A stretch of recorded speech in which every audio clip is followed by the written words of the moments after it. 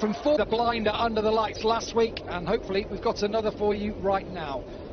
Another 22 laps. The Doha Grand Prix is underway. Keep an eye on the Ducatis. Look at the KTM. Miguel Oliveira on the inside, right up there at the front. And it looks as though we've got a Fintia bike right in the mix there. They're in third place from Miguel Oliveira. Alex Rins with Joan Mir in sixth place. Jack Miller not getting the greatest start. In fact, he lost. Quartararo went from fifth to eighth. And Vinales from the front row down into ninth place.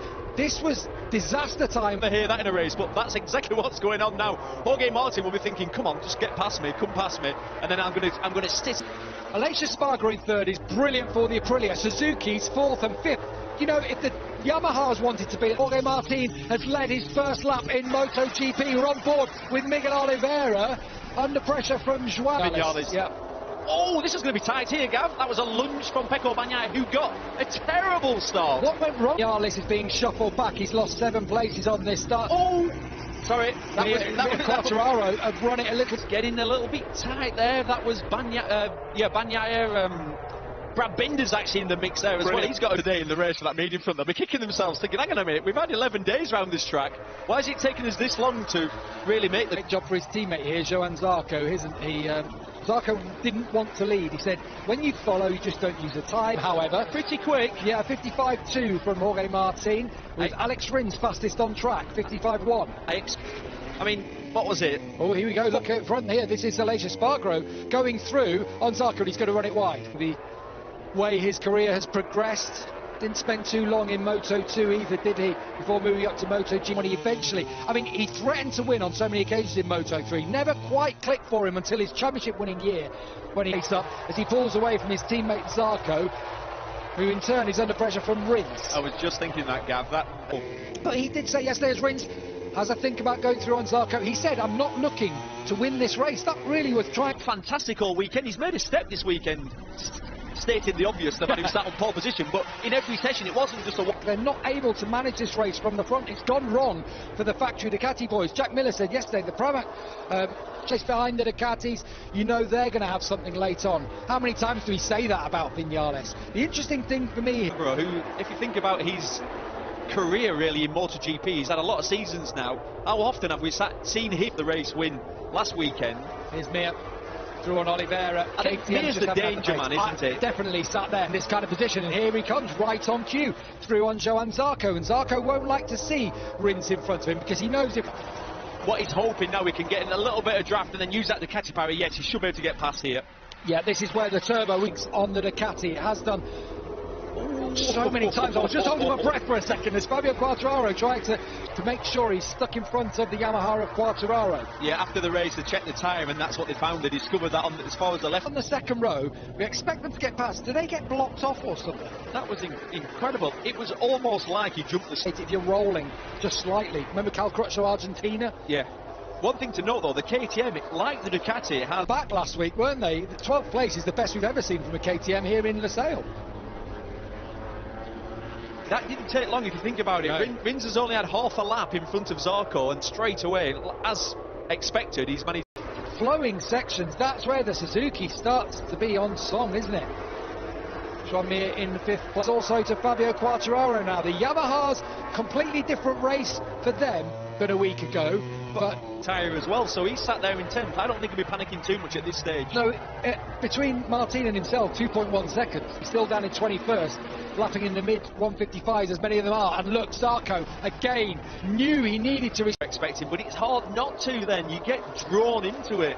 Like I said, it's a really confident rider to lead in what you've learned. So you've got to be patient, and that's why I think your Maverick Vinales and Fabio Quartararo's in 8th. You and I think it's going to happen in Vinales. I'm smiling, right? I'm smiling because you look at Maverick, get involved in a race with you. Yeah. And that's why you saw Maverick then aggressive straight back on Brad Binder. Planning sticking to it also. I'm not going to lead, I'm going to stick in behind my teammate. You feel that Zarco has something else there. Yes, that's what I've got written down. No one expected Jorge Martin to obviously lead the race. New race lap record from Pecco Bagnaia. Remember, he did a 52.7 for pole position last the race, but this can't be part of the plan, Neil, because last week he said I burnt my tyres too much at the pace I was going, and unless the conditions have changed that much. It's been a funny weekend in terms of conditions. On Friday, all the riders did tyres that they'd had from the previous weekend were just giving them all a funny feeling, and then a sandstorm hit for FP3 and it changed things again. This is the pass. Textbook round here, we've seen that happen so many times into turn 9. And then, like, far enough in front of Zarco. Yeah, I think he will be. I don't think Zarco's going to be able to pass him back this time. And the thing is, watch the Suzuki there coming out through on the Aprilia, doesn't manage it. But Bagnaia and Miller are starting to up their pace here and starting to up their game. No more playing around, you can't wait, you've got to go, because Rins has the potential to pull out. And the thing is here, which would it, so the teams just go aggressively, don't they? They have to go with the soft tyre. They haven't got a choice, because otherwise they're 11 days for all the riders and teams to understand which tyres, it's the optimum tyre to use, and as we can see, different kind of race. Obviously there wasn't a race here last year, I'm talking a couple of years ago, but you get my point. Yeah, just to shout out about lap times and what lap times. So at this point, like I said, no one's, what I'd say, pulled the pin. Watch Zarco in third. Yeah, he's going to pass him. Yeah, and he does get through. Is he going to hang on to sense?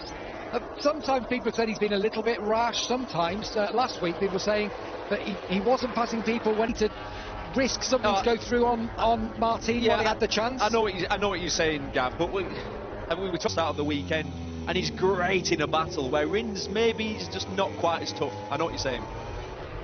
Front him something to aim at, but also it means he can manage things. They're down in the Pramac Racing garage. You can see Fonsigné back in 2002 on the Pramac Honda it was back then. He could ride. He was not bad, was he? Yeah, I tell you what, he could ride a So watch out for Miller now, around the outside of both Espargaro and Mir. As they were thinking about each other, the Australian saw his moment. This was turn 16. Going wide. That was it. In fact, Bagnaia saw the gap there. And so... just happens to be there's another 7 riders in between them at the moment. You said you fancied a bit more of a group race here. Yeah, and we're nearly at half race distance. I think at half race distance, the next lap, that's when this race really will come alive. MotoGP or is this Moto3? Because the way they are riding here, the way they're all in a line there, we'll all agree about that one. And when it's like this with 9 riders in with a shout, I wouldn't want to pick a winner here, would you? No, it's just 7. If they've got their setting just right, that was pretty close. Maverick wanted to go through quad. Getting slightly impatient. See both Miller and Bagnaia starting to up the pace. It was at this stage last week. We've not said that, but he's not allowed, is he? No, there was a strange vibration. Talk about it maybe spinning on the rim, but just lots has gone on in the meantime. Still, Rins! Through turn 9 there. I thought he was not going to make it easy for you, Fabio, but this is the moment for Alex Rins. There he goes, right to the edge of the track. Yeah, picking up pace towards the latter part of the straight, and Bagnaia does go through on Rins. And Rins looks like he could have had it. Who was it that said it was going to be a Ducati weekend?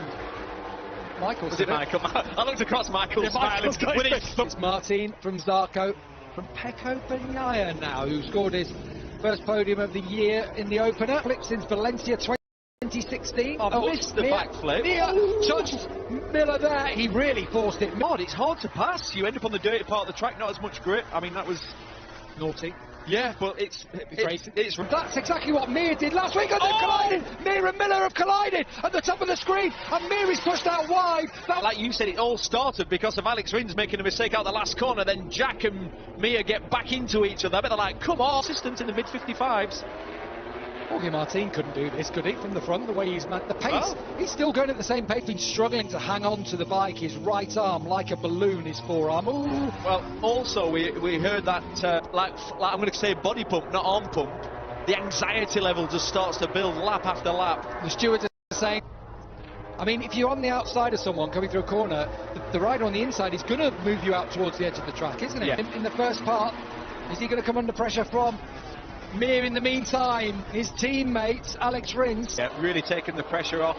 Quartararo has had the best race pace this weekend in the sort of... Fabio Quartararo's not been on the podium since the Catalonia Grand Prix last year. Hard to believe at that point he was leading the World Championship. Race is leading, 7.5 laps to go from his teammate Johan Zarco. Is Zarco going to break his MotoGP? Here he goes. He's going to go through back on Quartararo. Quartararo will try, and he does straight back out. Get it back towards the apex.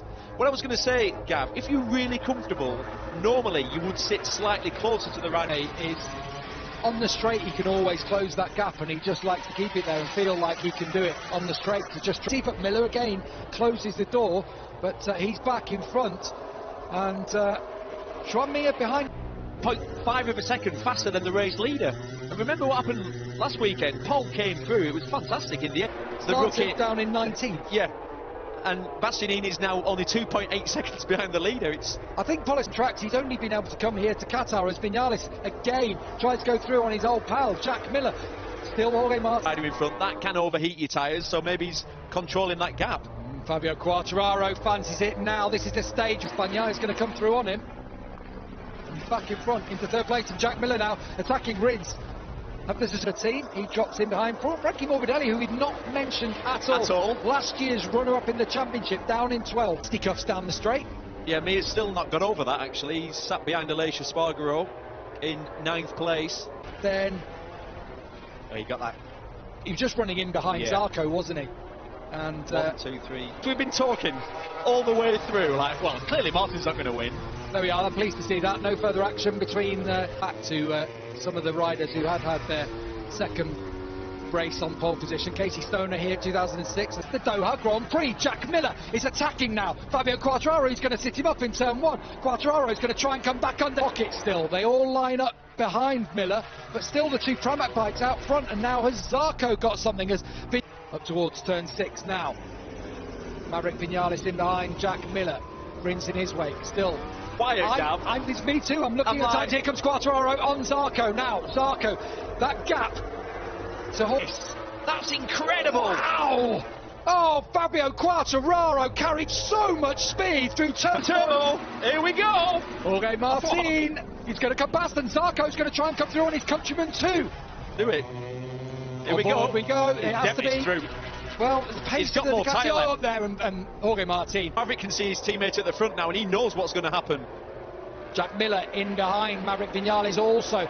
Zarco leading from Jorge Martin, and here is Maverick Vinales. He's going to let the brakes off late.